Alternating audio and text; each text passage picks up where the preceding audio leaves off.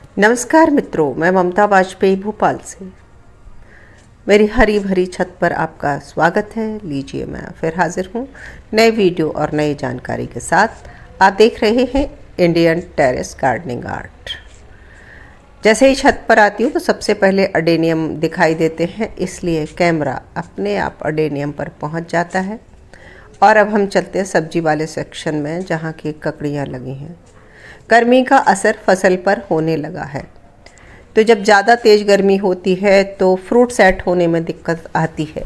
ख़ास करके टमाटर तो बहुत मुश्किल से पॉलिनेशन नहीं होता उसमें।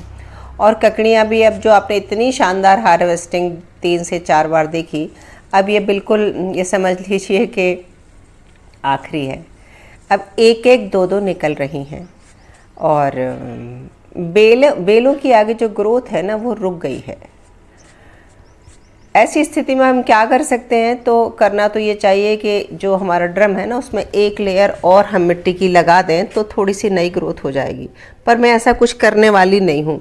चलो करेले तोड़ लेते हैं, और करेले में भी यही करना है कि आप तोड़ लो, फिर इसमें ड्रम में एक लेयर और लगा दो।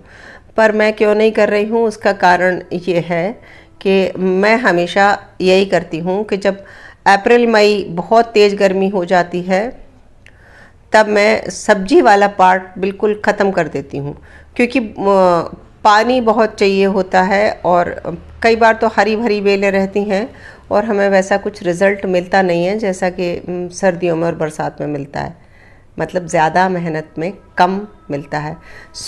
मैं क्या करती हूँ कि जो हमारे ऑर्नामेंटल प्लांट्स हैं, ख़ास करके अडेनियम्स हैं और कुछ ऐसे प्लांट्स हैं जो पेरेनियल हैं, जो चलते हैं साल भर, उनको नेट के नीचे एक जगह रख देती हूँ संभाल के, ताकि वो अगले साल के लिए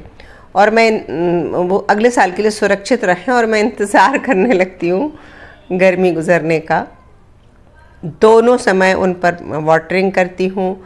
उसमें से हर साल कुछ एक पौधे मरते भी हैं और बहुत सारे बचते भी हैं। जो मरने लगते हैं, लगता है कि मर जाएंगे, उनकी कटिंग लेकर अगर लगा देती हूँ तो वो नई कटिंग बच भी जाती है। बहुत सारे प्रयोग होते हैं जो मैं करती हूँ। फ़िलहाल तो आप ये एक मूली भी निकल आई है, गलती से बीज पड़ गया था। गर्मियों में मूली मैंने लगाई तो नहीं थी पर ठीक है, निकल आई। करेलों की अच्छी फ्रूटिंग हुई है। करेलों की ये पहली फ्रूटिंग है, तो इसमें अभी 1-2 फ्रूटिंग और अच्छी आएंगी अगर इसमें मट्टी की लेयर लगा दूंगी तो। अब देखती हूँ मैं, क्योंकि हमारे यहाँ टेम्परेचर एकदम से बढ़ गया है और जिसका असर पौधों पर सीधा सीधा देखने को मिल रहा है। और गर्मी में सुबह 9-10 बजे भी छत पर आ नहीं सकते, हम ही झुलस रहे हैं आने में। तो ना तो काम करते बनता है, पानी भी अल सुबह बहुत जल्दी उठ के दे देते हैं तो ठीक है, या फिर बिल्कुल रात में देती हूँ मैं। तो रात में पानी देना मुझे लगता है कि और ही ज़्यादा अच्छा है। उससे क्या होता है कि रात भर की ठंडक मिलती है पौधों को। देख लेते हैं जब जैसा होता है। पर करेलों की फ्रूटिंग अच्छी हुई।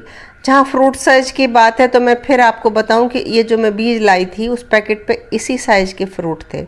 जब आप बीज खरीद रहे हैं और आपको लंबा करेला चाहिए, तो जिस पे पैकेट पे खूब लंबा लंबा छपा हो, वो हाईब्रिड का लंबा वाला बीज होगा, तो ही लंबे करेले लगेंगे, अन्यथा तो आपको लंबे नहीं मिलेंगे। तो ये इतनी सारी करेले निकल आए देखो।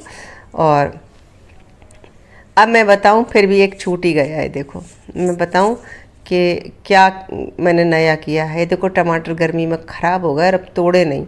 और ये कद्दू की बेल जो ऊपर चढ़ी हुई थी ना, बांधी थी रस्सी से, वो हमने ड्रम पे नीचे फैला दी है। बस ये एक ही कद्दू मिलेगा, उसके बाद ये कद्दू की बेल ख़त्म हो जाएगी। ये ककड़ियाँ भी देखिए अब मुरझा रही है ना।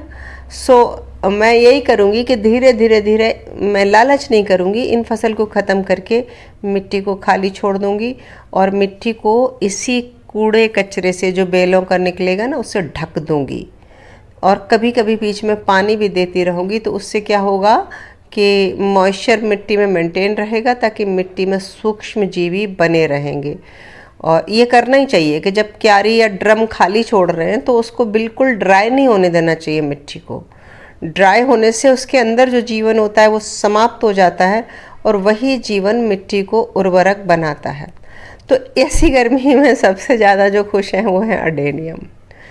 लेकिन आप ये मत सोचिए कि इनको गर्मी में कोई नुकसान नहीं होता। इनको भी क्या होता है कि पर्टिकुलर एक डायरेक्शन से जब सनलाइट पड़ती है और कॉडेक्स के किसी एक भाग पर तेज पड़ती है तो वहाँ एक पीला सा धब्बा बन जाता है और कॉडेक्स में वो हो जाता है, सनबर्न हो जाता है। तो मैं अगले वीडियो में जब बनाऊंगी तो एडेनियम पर ही बनाऊंगी और मैं बताऊंगी कि आपको सनबर्न से कैसे बचाएं।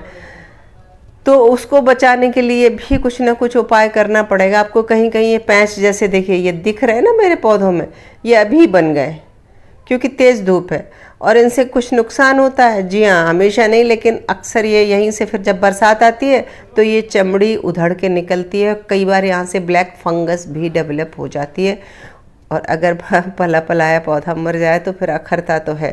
सो अडेनियम में भी गर्मी में अब हमें चेंज करना पड़ेगा और इस बारे में मैं डिटेल में जानकारी दूंगी। अभी तो आप फूल देख लो किस कदर फूल रहे हैं। इस साल अडेनियम बहुत अच्छे फूले हैं और उसका कारण सीधी सीधी बात है कि ये जो आप इन्वेस्ट करते हैं और उसके बाद जब आपको फल मिलता है वो वाली बात है। यानी कि पुराने पेड़ हो गए हैं तो अब इनको ज़्यादा केयर की ज़रूरत ही नहीं है। पेड़ इतने समृद्ध हैं, मजबूत हैं, तो खूब सारा फूल दे रहे हैं। तो बस आज की वीडियो में इतना ही। कैसा लगा वीडियो कमेंट करके ज़रूर बताइए। मिलते हैं अगले वीडियो में किसी नए विषय के साथ। और वीडियो अच्छा लग गया है तो लाइक कीजिए, शेयर कीजिए और सब्सक्राइब तो मुझे कर ही लीजिए। नमस्कार।